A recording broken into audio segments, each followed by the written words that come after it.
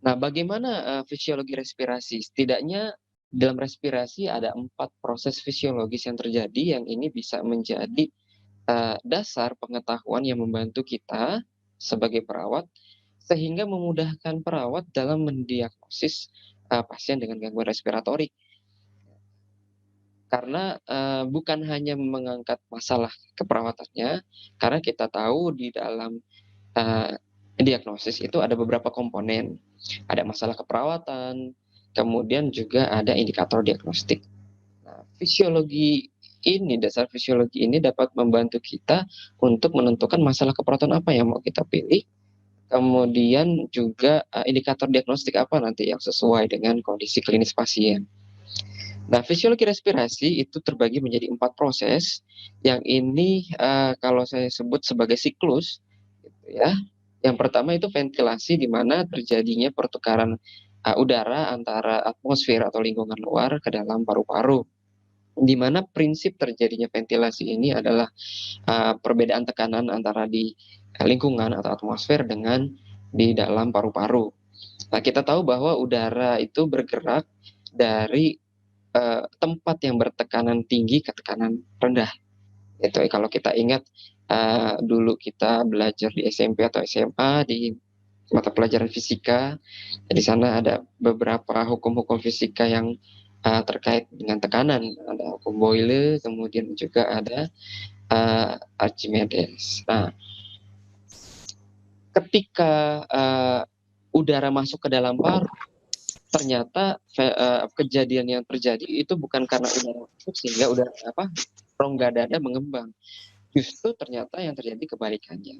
Ketika rongga dada mengembang, makanya udara masuk ke dalam paru. Kenapa udara masuk ke dalam paru? Karena ketika dada mengembang, ruas penampang toraksnya itu lebih besar.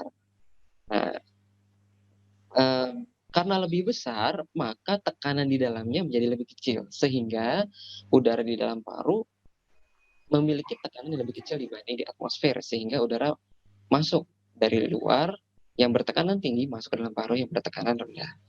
Nah, sebenarnya prinsip prinsip fisika ini juga yang menjadi, eee, prinsip dasar ketika kita ingin men-setting, tekanan negatif atau positif di dalam settingan, kamar atau ruangan di tatanan klinis. Nah, pada konsep respirasi ini yang terjadi. Nah, proses ventilasi ini dapat dipengaruhi oleh proses perubahan tekanan tadi, karena tadi, udara masuk karena toraksnya mengembang. Nah, toraks mengembang ini terjadi karena, eee, kosta terutama gitu ya, atau, tulang iga, itu ditarik ke arah luar oleh otot-otot pernapasan. Begitu juga otot diafragma kontraksi sehingga, diafragma ke arah ke bawah, sehingga menyebabkan, rongga toraksnya besar. Nah, proses penarikan ini melibatkan kontraksi-kontraksi otot pernapasan seperti tadi. Sehingga ketika terjadi gangguan pada dinding dada, entah itu rangka, entah itu ototnya, itu akan mengakibatkan gangguan ventilasi. Kita juga ingat bahwa, eee, proses kontraksi itu terjadi karena ada stimulus dari sistem persarafan. Nah, kita tahu bahwa, otot-otot pernapasan itu dipersarafi oleh saraf spinal, mulai yang utamanya dari C3 sampai dengan C5. Jadi spinal cervicalis 3 sampai dengan ke-5. Sehingga jika terjadi gangguan pada saraf spinal 3 sampai dengan 5, itu akan mengakibatkan gangguan pada proses pengembangan dada. Malah, pada pasien dengan trauma spinal, itu akan mengakibatkan terjadi henti nafas, karena tidak ada proses pengembangan tadi. Kalau tidak mengembang, maka perbedaan tekanan tadi karena perbedaan tekanan tidak terjadi, maka proses ventilasi tidak terjadi, maka pengembangan dada pun tidak terjadi. Nah, sebenarnya bukan hanya saraf spinal 3 sampai ke-5 saja.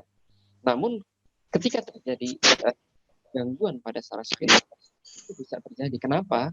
Karena kalau kita ingat proses stimulasi atau aktivitas kelistrikan di saraf spinal itu mulai dari saraf pusat turun ke bawah. Sehingga jika terjadi, eee, gangguan pada saraf spinal di atas ruas Ketiga, itu juga akan mengalami hambatan atau gangguan transmisi sinyal stimulus tadi ke ruas di bawah. Nah, sehingga sebenarnya bukan hanya saraf spinal ketiga dan kelima saja yang jika mengalami gangguan akan terjadi gangguan ventilasi.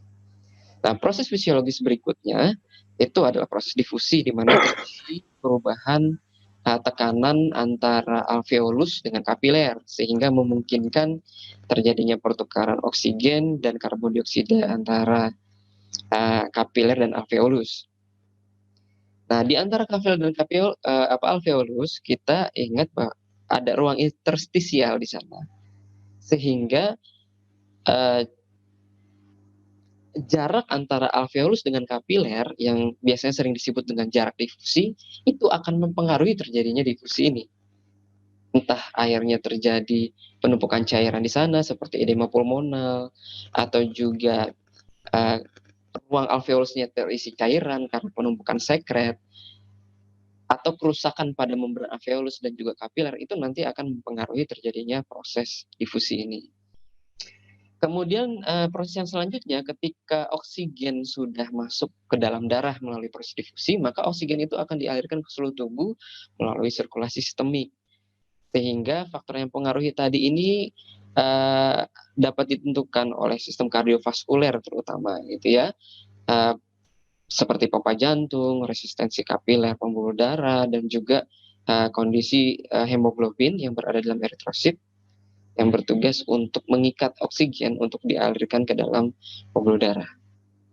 Kemudian ketika diedarkan ke seluruh pembuluh darah secara sistemik, maka oksigen tadi akan dihantarkan ke tiap sel yang membutuhkan oksigen untuk proses metabolisme.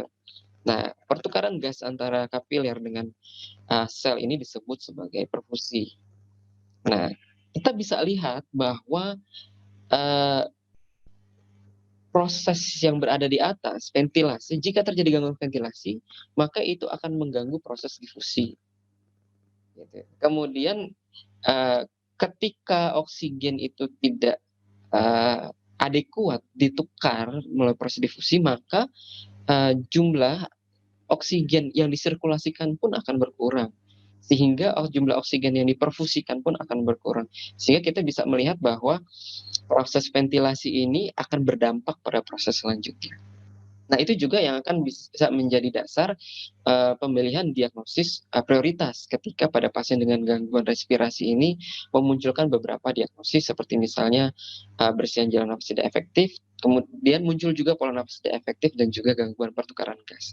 Nah, namun ketika 3 diagnosis pernafasan yang sering muncul ini terjadi pada pasien, kita bisa melihat hubungan antar masalahnya. Apakah memang gangguan pertukaran gasnya itu terjadi karena bersihan jalan nafas sehingga cukup bersihan jalan nafas tidak efektif saja yang perlu kita tegakkan. Nah, sehingga proses fisiologi ini akan membantu kita untuk mempertimbangkan prioritas keperawatan atau prioritas masalahnya.